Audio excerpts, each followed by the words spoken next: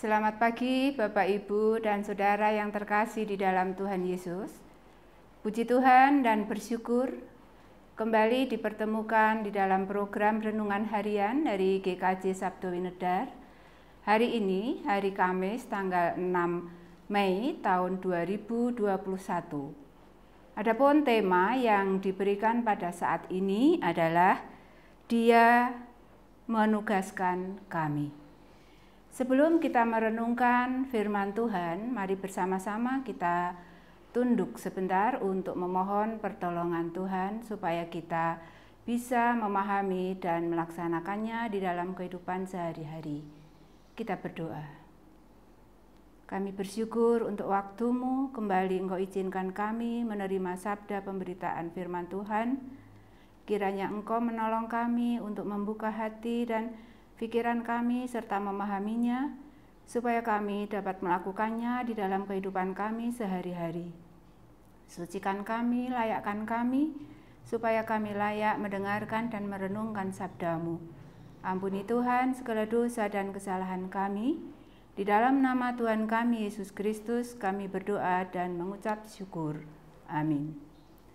Bapak, Ibu, dan Saudara yang terkasih di dalam Tuhan, firman Tuhan sebagai dasar renungan saat ini diambil dari kitab Kisah Para Rasul pasal yang ke-10 ayat 40 sampai 42 yang demikian firman-Nya.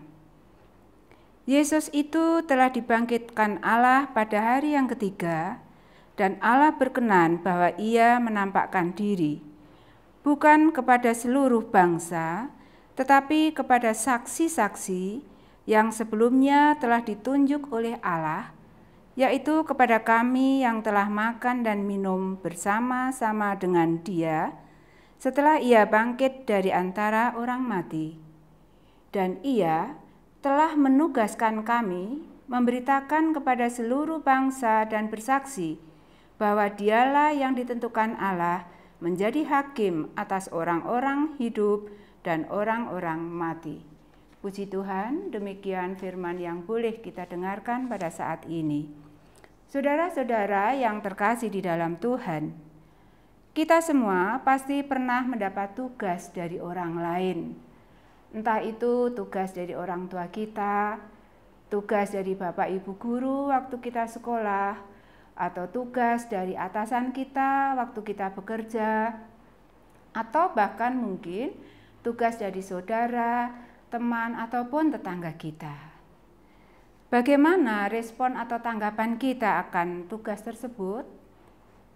Agar tugas tersebut dapat kita jalankan dengan baik, sehingga hasilnya tidak mengecewakan bagi orang yang memberi tugas, maka ada hal-hal yang perlu kita perhatikan.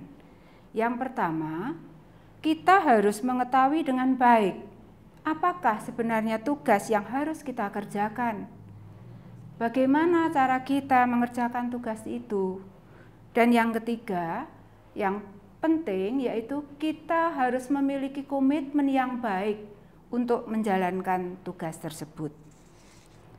Bacaan firman Tuhan pagi ini berbicara tentang tugas yang harus diemban oleh para murid atau para rasul sepeninggal Tuhan Yesus.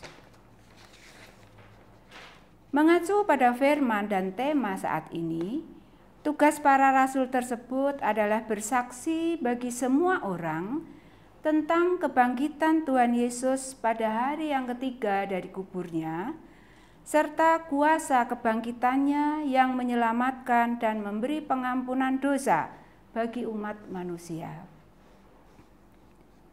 Melalui firman ini pun kita juga diingatkan bahwa sebagai orang percaya atau orang beriman, kita juga diberi tugas untuk bersaksi bagi semua orang tentang karya Tuhan Yesus serta kuasa kebangkitannya yang menyelamatkan umat manusia.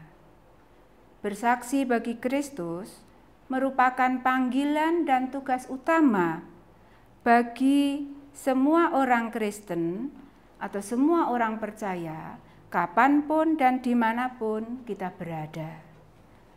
Di dalam kitab Kisah Para Rasul 1 ayat yang ke-8 dikatakan, "Tetapi kamu akan menerima kuasa kalau Roh Kudus turun atas kamu, dan kamu akan menjadi saksiku di Yerusalem dan di seluruh Yudea dan Samaria dan sampai ke ujung bumi." Tugas menjadi saksi Kristus dapat kita lakukan dalam kehidupan nyata keseharian kita. Kita masing-masing memiliki cara yang berbeda untuk bersaksi bagi sesama, bergantung atas situasi dan kondisi kita masing-masing. Meneladani cara hidup Tuhan Yesus yang penuh kasih dan berbuat baik bagi sesama, serta memperkatakan kabar keselamatan bagi semua orang, merupakan cara-cara bersaksi untuk sesama. Memang bukan perkara mudah untuk bersaksi atas kekristenan kita. Banyak tantangan, hambatan yang muncul, baik itu dari dalam diri kita maupun dari lingkungan kita.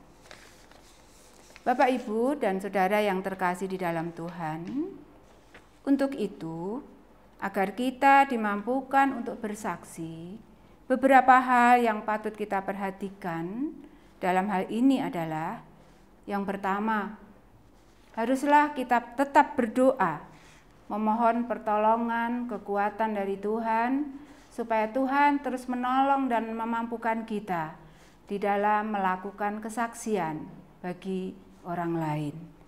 Yang kedua, kita harus bergaul erat dengan Tuhan. Kita tetap menempel pada pokok anggur yang benar. Bagaimana caranya? Yaitu dengan rajin membaca firman Tuhan, mempergumulkannya, karena itulah petunjuk di dalam kita melangkah, di dalam menjalani kehidupan kita sehari-hari.